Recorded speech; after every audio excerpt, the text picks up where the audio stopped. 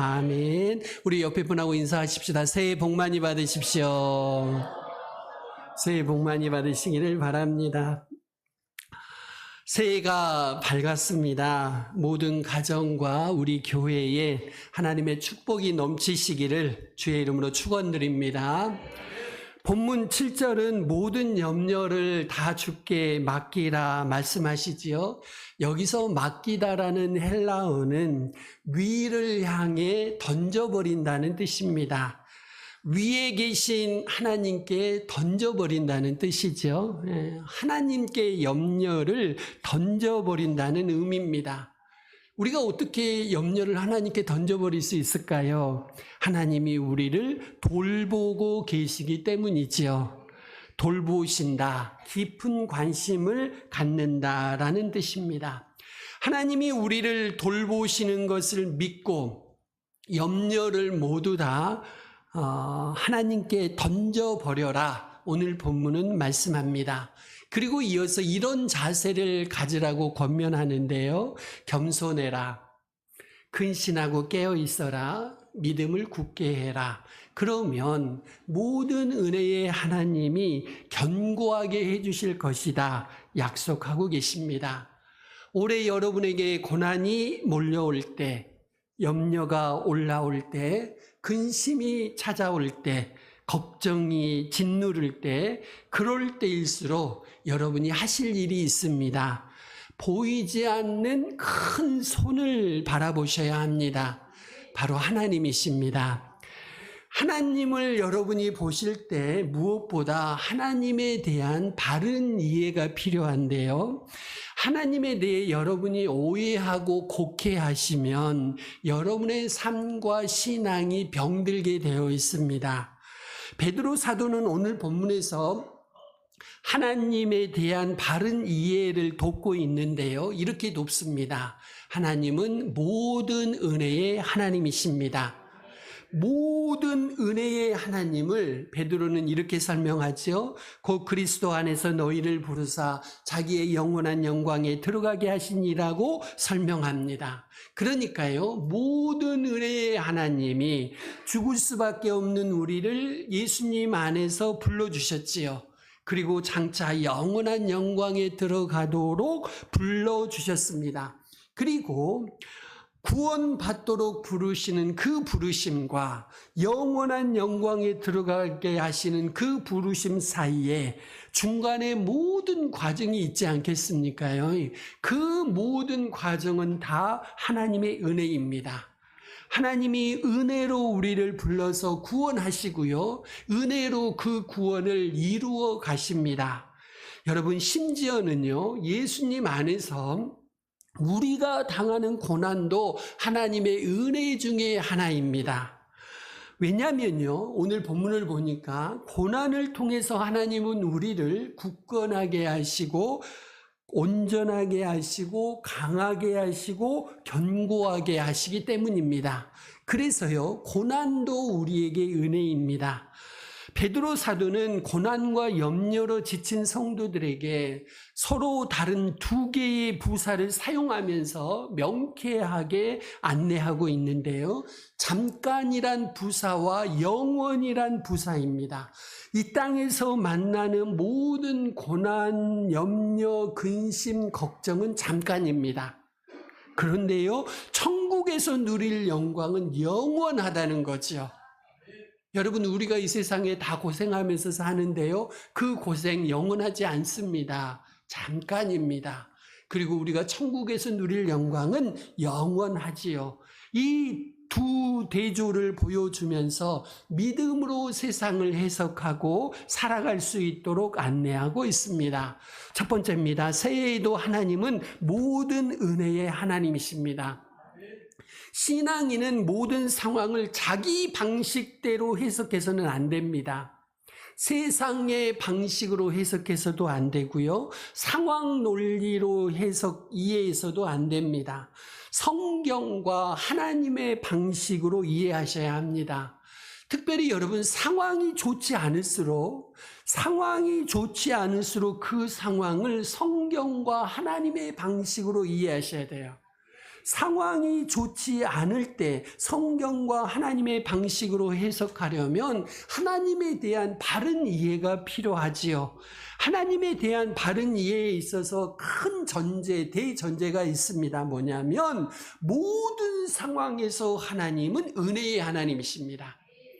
여러분이 아프거나 가난하거나 어려운 일을 겪거나 고난을 만나거나 그 어떤 상황에서도 하나님은 언제나 어디서나 은혜의 하나님이십니다. 오늘 본문 10절은 이렇게 말씀합니다. 같이 한번 읽습니다. 시작.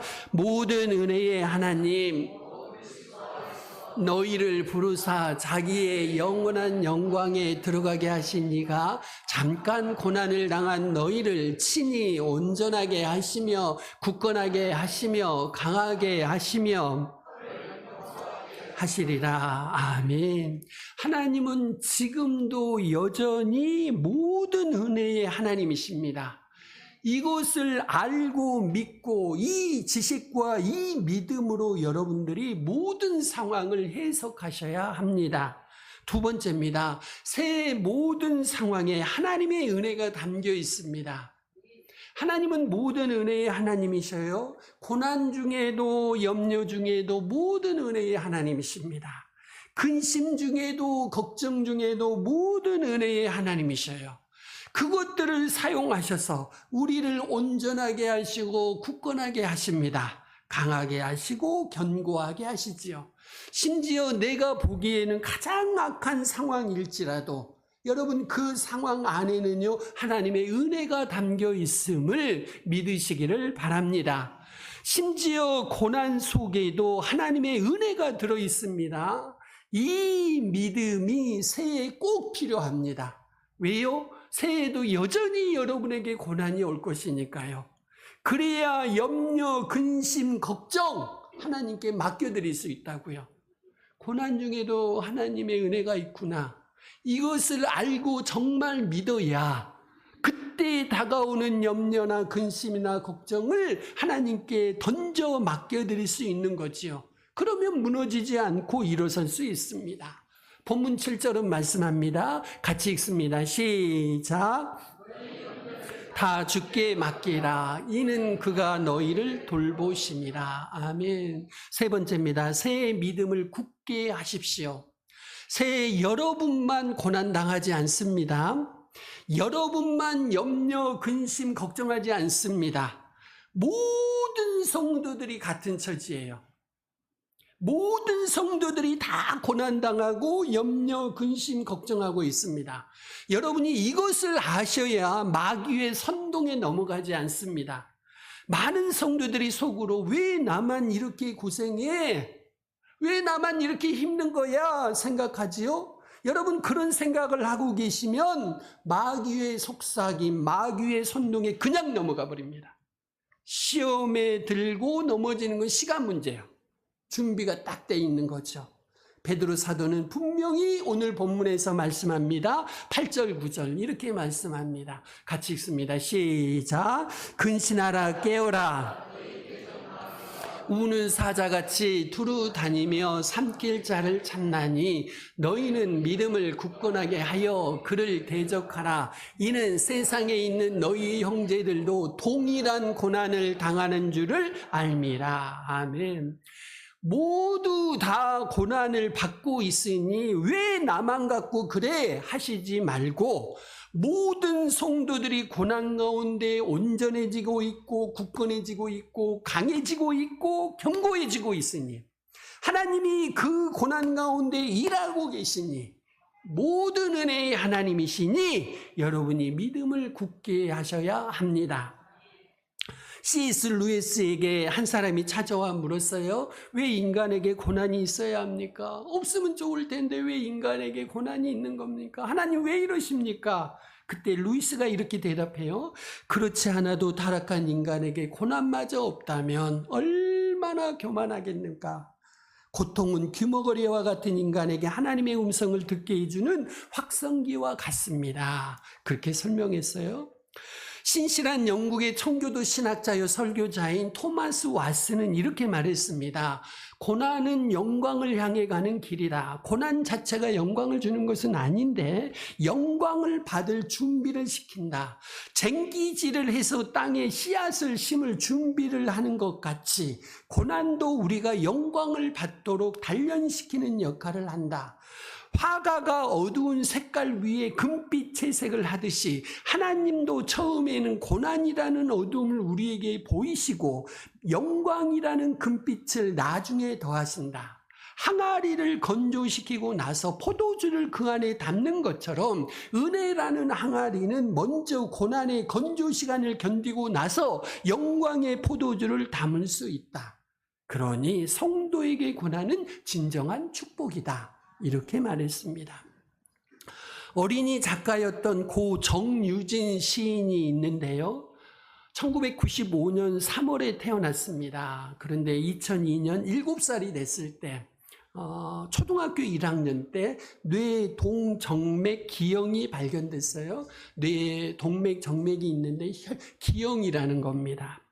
그 뒤로 뇌출혈이 계속 일어나는 겁니다. 이후에 20여 년 동안 투병하다가 2018년 5월 17일 23살 꽃다운 나이에 17번째 놀랍죠? 17번째 뇌출혈이 일어나서 하나님의 부르심을 받았습니다. 이 유진이는요, 병이 생긴 이후에 시를 쓰기 시작했어요. 2004년 첫 번째 시집 꿈이 이루어지는 세상이 출간되었고요. 2005년 두 번째 시집 내 꽃은 항상 웃고 있습니다. 1. 2006년 세 번째 시집 내 꽃은 항상 웃고 있습니다. 2. 2007년 네 번째 시집 밥그릇이 되고 싶어요. 2016년 좋아요 좋아요 나는을 출간했습니다. 2007년에는 문학세계의 동시 부문에 등단해서 2017년까지 작가로서 시를 계속해서 썼습니다. 놀라운 것은 이 아이가요, 초등학교 때 시집을 4권을 냈다는 겁니다. 어린 나이에 시집을 4권을 냈어요. 유진이는 투병 중에도 날마다 일기를 썼고요. 하나님을 찬양하는 시들도 썼습니다. 이 어린 아이가요, 놀랍게 고난에 대해서 알고 있었습니다. 고난에 대해서 알았어요. 좋아요 좋아요 나는을 이 유진이가 쓴 시인데요. 제가 한번 읽어드립니다. 눈이 나쁘고 걸음마가 이쁘지 않고 팔도 잘 움직이지 않고 손도 잘 움직이지 않지만 나는 좋아요.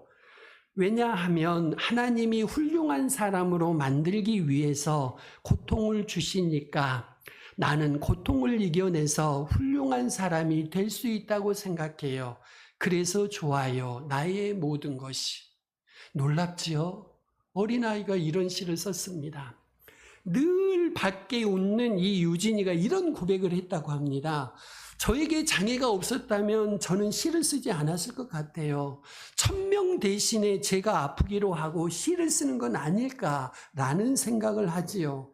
하나님이 저한테 왜 이런 시련을 주셨는지 이제는 알 것 같아요. 저의 재능을 통해 많은 사람들에게 희망을 주고 싶어요.